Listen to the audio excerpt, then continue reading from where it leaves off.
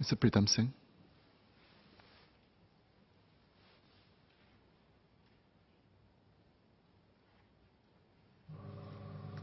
Mr. Speaker, the proposed amendments to the Misuse of Drugs Act represent an important philosophical shift to some aspects of the fight against drugs, while reinforcing the uncompromising stance against drugs in Singapore.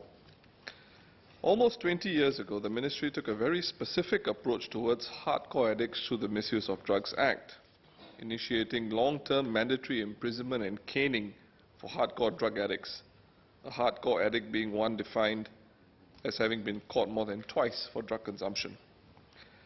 Back then, the priority was not on framing drug addiction as a social issue afflicting drug addicts, but behavior that had to be criminalized. Addicts who consume drugs for the third time face up to 7 years imprisonment and 6 strokes of the cane, while addicts caught 4 times or more faced up to 13 years imprisonment and 12 strokes of the cane. In introducing the long-term regime, the then minister moving the amendments noted that the proportion of hardcore addicts among the total drug rehabilitation center population had increased from 65% in 1994 to 71% in 1997. In his second reading speech, the minister also referred to hardcore addicts as bad people who are likely to become drug pushers and traffickers too. The position revealed a state philosophy that was focused on an uncompromising stance towards hardcore drug addicts, with rehabilitation openly seen as having its limits. In the words of the then minister, I quote, "Sometimes, despite all the good-heartedness, the love and the hard work put in by volunteers in halfway houses, some of these volunteers do feel disheartened that these addicts just do not have the discipline to take the treatment. But the government will do what it can to help them, i.e. both the recovering addicts as well as the halfway houses. In terms of financial support, I think if we can justify a case to ask for more money, we will look at it, but the government does not just spend money, throwing good money after bad money to people who do not want to change," unquote. One of the main amendments proposed today is to fine-tune the LT1 and LT2 regimes in circumstances where the drug addict does not have concurrent criminal charges.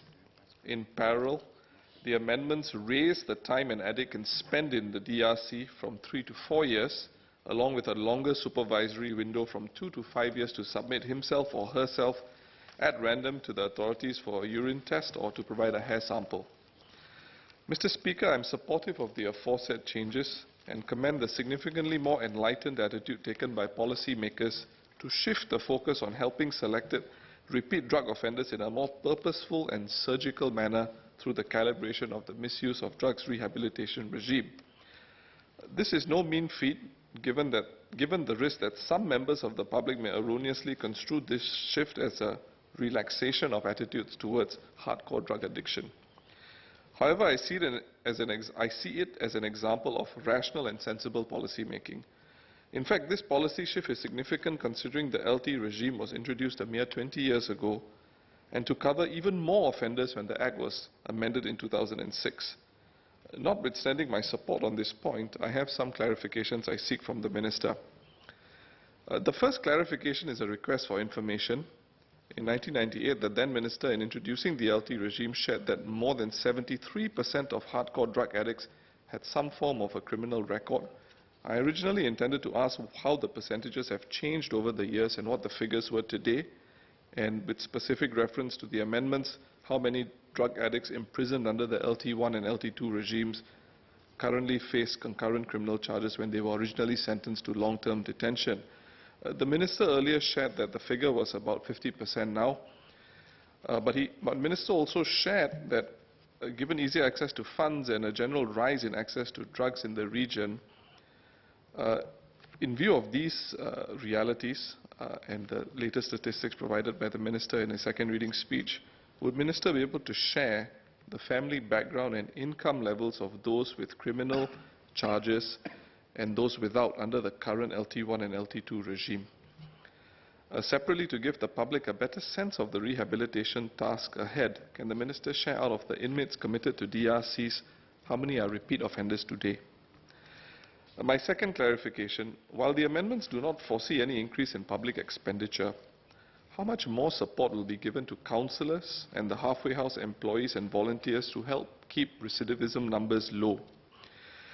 The reality when we speak of rehabilitation and the new calibrated approach is that someone somewhere will be on the delivery end of the outcome sought. Far fewer repeat drug addicts compared to the current regime.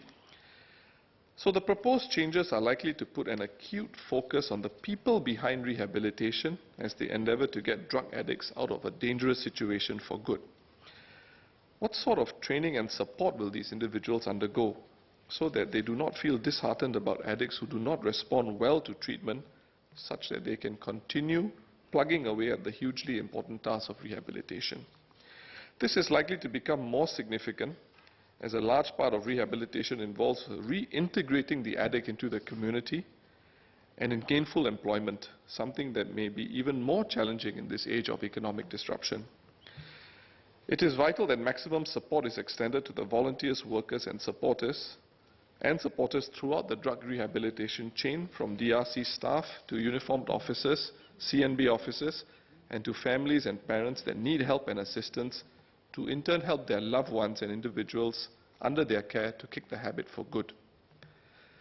Clause 3 of the bill introduces a number of new laws that are far-reaching and reflective of the state's uncompromising and continued hard stance against drugs. Amongst other things, it criminalizes acts of contamination which facilitate or promote drug use, including actively introducing a drug trafficker to another person, knowing the trafficker is likely to supply him with drugs.